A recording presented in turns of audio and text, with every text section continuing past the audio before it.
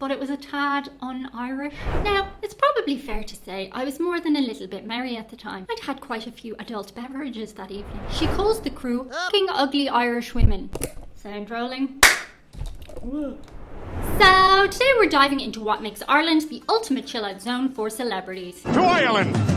I'm talking Jay-Z and Beyoncé wandering the parks without any fuss. Matt Damon doing his grocery shop in peace. Kim and Kanye having the one place in the world they could have a retreat honeymoon, which they may or may not have liked the lack of attention. And why we Irish just don't lose our heads over famous faces. It's not just random, it's deep in our psyche and our history. It's our whole vibe. So grab a coffee or a pint, no judgment, and let's unpack why Ireland is the place where celebrities can just be, relax, be themselves. Why that's pure class and why the most egotistical among them might not like coming to Ireland at all. Picture this. It's 2014. Jay-Z and Beyoncé are wandering through the park with their little baby, Blue Ivy. And there are no swarms of paparazzi. No people asking them for autographs. They're just chilling with the deer and a few locals who might take the odd picture or two from a distance. But the locals are pretending they're not totally starstruck. They're playing it cool. The Irish let them go about their day. They let them have their privacy, their little family walk. And the American press, they just don't understand any of this. They'll know who they are in like 15 years. But listen though, Jay-Z in his song, he's like dubbing him, you know, like bubbling and doubling. So he put Dublin on the map. I mean, like basically gave them recognition, like. Did you know about Dublin before Jay-Z said something No, about it? I didn't. So there you go. And there are probably a lot of Raquels out there. Oh dear, let me explain. In a recent interview, Rosie O'Donnell, who's become one of Ireland's latest immigrants, she was raving about how freely she can wander around with her children. When I got here, I noticed right away there was a different culture about celebrity. They're not lauded in Ireland. They're not thought of as better than anyone else. They're treated the same as everybody else. Same with Miley Cyrus. She talked about at the height of her Hannah Montana fame, she just strolled through the Phoenix Park, had a sandwich. I don't know that bit for sure, but maybe she did. There's a lovely little cafe in the park. It's beautiful. The same park as Beyoncé, and nobody batted an eyelid. That's Ireland's magic. We see you celebrities, we know who you are, but we're gonna leave you alone because we're sound as oops. We're not gonna chase you down like it's the last bus to Swords. What you need to understand is we're not immune to fame. It's not that we don't know who these people are. We're just really cool. Your mommy was buzzing over seeing Matt Damon in Super Value. That's right, in 2020, Jason Bourne himself got stuck in Ireland in the lockdown. And the A-lister was required, just like everyone else, to bring his recyclable shopping bag to the supermarket. Nobody swarmed him. Locals were like, that's Matt, sound fella, let him get his milk. He was just another guy in the queue. Of course, ever since that day, your ma told the story at every Christmas dinner and family get-together. She walked right up to Matt and she said, don't get your meat there. Get it at the butcher down the road. It's much better than at the deli counter. And it was so exciting. In the moment, she was cool, calm, and collected. She didn't get a photo, but you've heard that story lots and lots of times now. And the local lads, they had a point with Ed Sheeran. But they kept it calm. They lightly jeered him about being a ginger, just like Ginger John, who sits up at the bar every day. John mutters into his pint some strange things that should not be repeated. And Ed definitely got his round in, by the way. Irish etiquette. Since that happened, I've heard he makes a habit of frequenting Dublin and Galway and Cork pubs. Guitar in tow, he just joins the trad session like everybody else. No big entourage, no VIP nonsense. Just Ed, a pint, and a few tunes. And we let him be, pretty much. Look, sure, there's a buzz when he's strumming. People are taking little videos and they're like, oh, just for the ambience. But they're not up in his face, you know? Nobody's climbing over tables for a selfie, and if they were, we'll make you feel scarlet for it. There's a way to go about these things. Yes, we all know he's a global superstar, but in that moment, he's just like everybody else. He's just another fella who can play the guitar and sing a decent tune. And that's the Irish way. We let them blend in, we let them live their experience. Don't get me wrong. When there is a concert or a show, the Irish are some of the best fans in the world. Time and place, you see. The Irish go mad with excitement. We know how to party. Usually with a lot of alcohol. But we have a very distinct guideline. The private life is private and the public life is public. If we see a celebrity out in public, oh my gosh, don't get me wrong, you get the butterflies, but we leave them alone mostly. We're cool as a sea breeze in Hout. You see, there's an unwritten rule. I've spoken before about notions, so you might be a little bit clued in on this part. If not, leaving the video here. Nobody gets to have notions. Not even celebrities. Famous or not, you're still dodging the Dublin rain like the rest of us. So why are Irish people so chill about celebs? Let's dig into the good stuff, the psychology and the history behind it. Finally.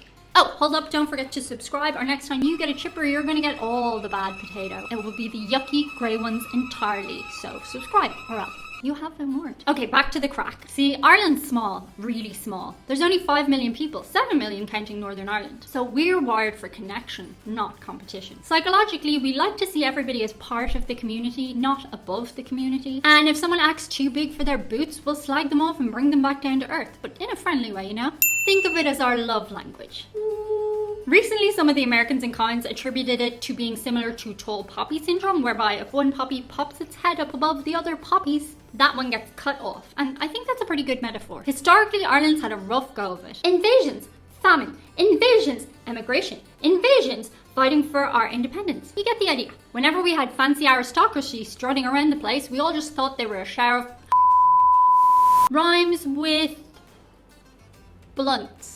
Funny how you can say that one. So basically, we did not get into the habit of wanting to bow to others. Instead, we built a culture of resilience and equality. Nobody was to be considered inherently better than anyone else, and that is still the case today. Mostly. There's always some individuals who are just weirdos. But now they can find each other on the internet and group up. Nobody's inherently better than anyone else. Celebrity worship, it's just not our thing. We're proud of folks like Cillian Murphy and Hosier. They are so talented. Fair play, but we don't put them on pedestals. And there is an Irish knack for subtlety. This is the same thing that makes some jokes go over people's head when Irish people make them. We're very subtle. We are a nation of storytellers, and part of that is that we are very into observation. We notice everything. Trust me, we see that celebrity, but we keep it low key. It's the cool way to do it. And most Irish people, if nothing else, are sound as feck. I adjusted that one slightly. Of course you'll catch the locals stealing a glance at a celebrity in a pub. They just won't make a fuss. It's rooted in a respect for personal space, something we value on a primitive level after centuries of craving our own freedom. Plus, our humour keeps the egos in check. Act like a diva and you will get roasted over that pint quicker than you can say Guinness. It's not that we don't care, it's just that, famous or not, Irish people try to remain chill as fuck. This is a trait we must continue to pass on to the younger generations. Our way of communicating it might not be around a campfire anymore, it might actually be social media. A couple of years ago, there was a whole thing with Harry Styles. Gen Z went a bit wild when Harry was spotted in Dublin. TikTok exploded, screams echoed. It was like a One Direction concert but on steroids. And look, I get it, those curls are a natural treasure, but it was a tad un-Irish. Our whole thing is we're a country where celebs can go and get a flat white without getting mobbed. Here's the deal. If Harry's on stage, go mad, cry, get your photos, scream to the point that your throat can't talk the next day. But if he's just trying to enjoy a quiet coffee on Grafton Street with his girlfriend, leave him alone. If you have to, give him a sound lad and keep walking. It's one of the many things that makes Ireland special. And the older generations with the whole Harry thing did their best to communicate it in their own language. TikToks were made, tweets were tweeted, and I think the youth got the message because Harry's last couple of days were way more chill. And as for me, I have definitely had my run-in with a few famous faces, but my absolute favourite, the one I am most proud of, was at a film festival and I got chatting to a nice lad. Now, it's probably fair to say I was more than a little bit merry at the time. I'd had quite a few adult beverages that evening, and while I'm certainly not a sloppy drunk, it has been said people can't even tell, which perhaps says more about my sober state than my drunk one. Let's just say my brain head wasn't entirely operating at 100% that night. The following morning, my friend turned up on our rented accommodation doorstep and said, "Do you know who you were talking to last night?" I replied, I did not. I did not know who I was talking to last night. I talked to many people. Many people. I'm very chatty when drunk, that's a tell. But of course I'm chatty sober too, so. "Oh, Diane, you were chatting to Michael Fassbender." "Yeah, one of the biggest Irish actors in the world. You proceeded to ask him if he was German and called him Fassberger all night. Owl Fassberger at one point." He actually turned to my friend and said I was a very charming girl, which, you know. Oh my god! While it is difficult for me to recollect if in that moment I did not ascertain who he was or if I was indeed being chill as fook, very Irish, I'm nonetheless delighted with how that interaction went. I treated him like a person, and that's exactly what he is. It couldn't have gone any better. But of course it's worth noting that not every celebrity digs the Irish vibe towards celebrity. Azealia Banks, Azealia is Azealia, the rapper who sang 212, 212. I'm not a music person. She was flying Aer Lingus from London to Dublin in 2019, and the stewardess asked her if she could take a look at her ticket. Very standard procedure on the hundreds of flights I've taken in my life. Azealia had put her ticket in her overhead locker, but instead of getting it, she proceeded to have a temper tantrum. A meltdown, so to speak. Now, was the stewardess being a job's worth? Maybe, I wasn't there. And yeah, it can be really frustrating when somebody has an attitude toward you if that was the case. But you just gotta do what the stewardess asks, really. But instead, Azealia stormed off the plane. She later claimed she was kicked off, but it was verified by other passengers and indeed the airline itself that no, she stormed off off, so she went on Instagram Live and had an absolute rager. She calls the crew fucking ugly Irish women, dubs us all inbred leprechauns who don't wash their hands, and claims she was banned, which she wasn't. We've already verified that. Irish fans were of course fuming. They claimed it was a stunt for her tour. And why the drama? Well, Banks wanted the VIP recognition that she had, certainly in that moment. But Ireland, it skips the ego worship, and Banks learned that the hard way. She went ahead with her concerts and they went well, but I think it's fair to say that if not then, since then, a lot of Irish people wouldn't necessarily want her back to visit. Because in 2025, she tweeted, "If Ireland wants a united Ireland so bad, maybe try uniting your airport staff for a single brain cell." No stress, she hasn't really had any big hits since then, so...